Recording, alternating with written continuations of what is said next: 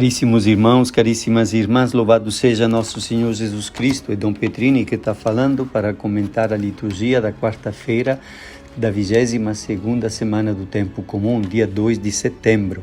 Eu quero comentar a primeira leitura, que é tirada da primeira carta de São Paulo aos Coríntios, em que Paulo um pouco reclama da comunidade de Corinto porque não se comporta muito bem. Ele diz assim: eu pude oferecer-vos somente leite, não alimento sólido, quer dizer, a respeito da fé, da comunhão com Cristo e da maneira de convivermos uns com os outros, visto que ainda sois carnais. Olha qual é a expressão que São Paulo está usando. Vocês ainda são carnais. As rivalidades, as rixas que existem aí no meio de vós, acaso não mostram que sois carnais e que procedeis de acordo com os impulsos naturais? Quer dizer, quem está verdadeiramente ligado a Jesus e recebeu o dom do Espírito Santo desde o batismo, não pode comportar-se somente a partir dos impulsos da natureza. Ele deve receber os impulsos do Espírito Santo, que tem uma maneira muito diferente, muito mais digna e humana de orientar a conduta das pessoas. E depois, Paulo reclama do fato que essas pessoas estavam brigando e dividindo. Se eu sou de Paulo, eu sou de Apolo. Quem é Paulo? Quem é Apolo? Eu plantei, Apolo regou, mas Deus é que faz crescer.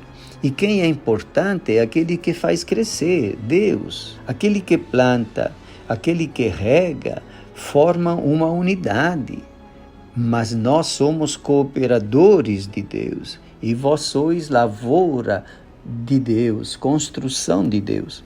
É uma palavra que ele não está agredindo, não está insultando, mas está educando-os para dizer que podem aprender a viver de uma maneira melhor, já que conheceram Jesus, receberam o batismo, então eles também podem entrar numa comunhão cheia de vida, buscando a positividade e não os motivos para um se distanciar dos outros. E o Evangelho, que também é de São Lucas, é continuação do Evangelho que estávamos lendo ontem e anteontem, fala de Jesus que saiu da sinagoga, lá na cidade de Cafarnaum, e entrou na casa de Simão. Diz o Evangelho, a sogra de Simão estava com febre alta, e pediram a Jesus em favor dela. Inclinando-se sobre ela, Jesus ameaçou a febre, e a febre a deixou. E até aqui está dentro da expectativa de Jesus, que tem o poder de curar, de vencer o mal. Mas o que vem depois, para mim, é muito interessante, porque fala assim: imediatamente ela se levantou, a sogra, e começou a servi-los. Devemos imaginar o que significa que a sogra começou a servir. Era Simão, Jesus que estava com ele, mas também João e Tiago, porque Jesus, Tiago e Pedro estavam sempre unidos a Jesus. Também, quando aconteceu a transfiguração, eles estavam juntos. E então a sogra de Pedro começou a servir estes 4 homens: Jesus, Tiago, João e Pedro. E podemos imaginar, deve ter passado um pano para limpar ali os assentos, porque ela, doente com febre, devia ter migalhas espalhadas e coisas meio desordenadas naquela casa. E depois deve ter ido buscar algum queijo ou alguma outra coisa para preparar um lanche. E depois deve ter preparado algum suco, ou alguma água, alguma coisa de beber. E enquanto ela fazia isso, aquelas 4 pessoas, Pedro, João, Tiago e Jesus estavam sentados, olhando para Jesus que falava, então, e ouvindo cada palavra que saía de sua boca, que devia estar falando do reino de Deus e de como o anúncio da boa nova ia mudar muitas coisas no coração das pessoas e na maneira de conviver, nas famílias e também em toda a sociedade. O reino de Deus acontecendo. Que coisa impressionante. Aqui, no meu modo de entender, nós temos a demonstração mais clara do que é uma familiaridade com Jesus. Um estar com Jesus de Pedro, Tiago e João, que é familiar, típica de uma vida de família, descontraída, não formal, feita de abertura do coração, de sorriso nos lábios, de uma atenção aos detalhes. Ou faltou aqui água no seu copo, quer mais um pouco? E ao mesmo tempo de uma escuta total para ver aquilo que Jesus tinha a dizer. Eu acho que são coisas interessantes porque nos ajudam a perceber o relacionamento com Jesus de uma maneira mais próxima.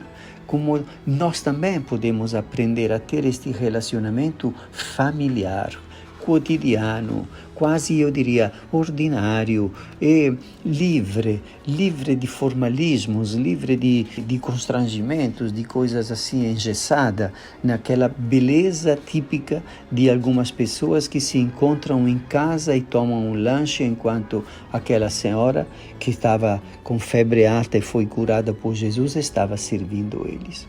O Evangelho continua dizendo que de muitas pessoas também saíam demônios. No final da tarde, levaram a Jesus todos os doentes e Jesus colocava as mãos na cabeça deles e os curava. E depois fala assim, ao raiar do dia, Jesus saiu.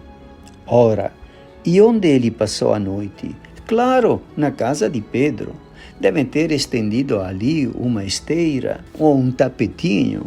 O fato é que diz o Evangelho, ao raiar do dia, Jesus saiu e foi para um lugar deserto. Claro, para rezar, para estar a só com o Pai. Mas, se ele saiu ao raiar do dia, e naquela época não tinha eletricidade, é claro que não ficou recebendo pessoas durante a noite inteira.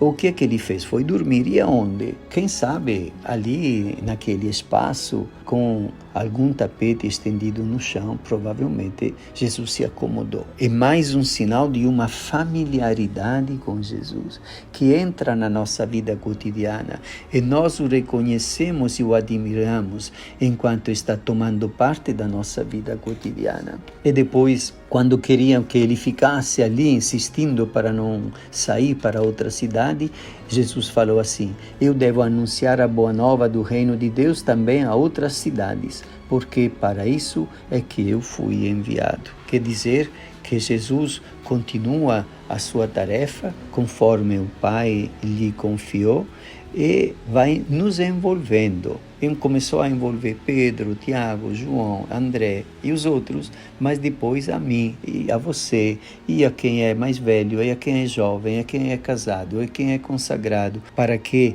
nós possamos tomar parte desta tarefa de Jesus, de anunciar a boa nova do reino de Deus, também em todo canto, a todas as pessoas. Que boa nova é essa?